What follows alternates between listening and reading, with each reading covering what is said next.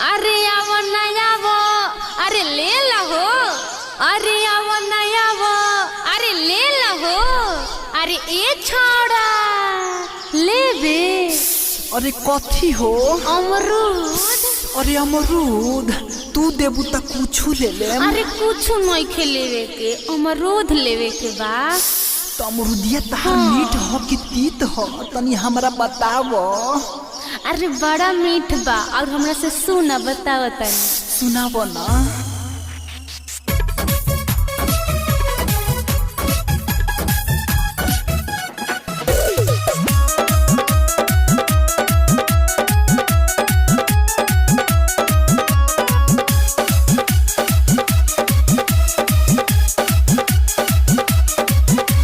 मीठ बावे हो नहीं तीत बावे हो, माल ताजा ताजा पूरा कंप्लीट बावे हो। ए बाबू खूब मीठ बावे हो नहीं तीत बावे हो, माल ताजा ताजा पूरा कंप्लीट बावे हो। हटा के देखो नंबर बढ़िया से बावे, ठाकल हो ठाकल हो ठाकल। अरे अरे अरे ऐसे दबा के काहे देखो तारा? तनी दूरे से देखो, दूरे से। अरे दूरे से देखम तो कैसे पता चली कि तहार माल तना टन बा? कलर से पता नहीं के चलत ना, पहले ही सुनो। कियो अमरूदिया तोहार गोरकी काच हो कि पाकल यो। अमरूदिया तोहार गोरकी काच हो कि पाकल। तोबे दो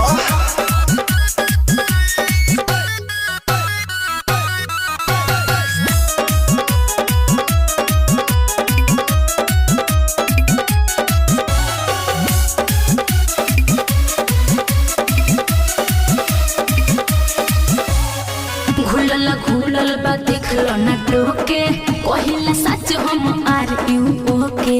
दिही मजा जवन लगौला से मुहे। अच्छा? हमरा तो फल चाही बस एगो उहे। अरे जा फल चाही बस एगो उहे। घुलल बा देखलो ना टोके, कहिला सच हम आर यू ओके।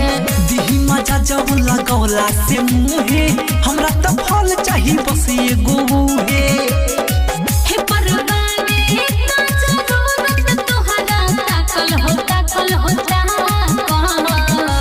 अरे पगली का? हम ताकि न त अपन अखिया फोड़ ली हैं?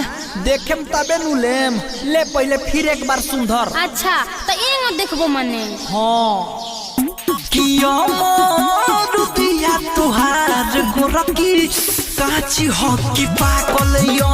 अमरूदिया तोहार गोरकी काची हो कि पाकल।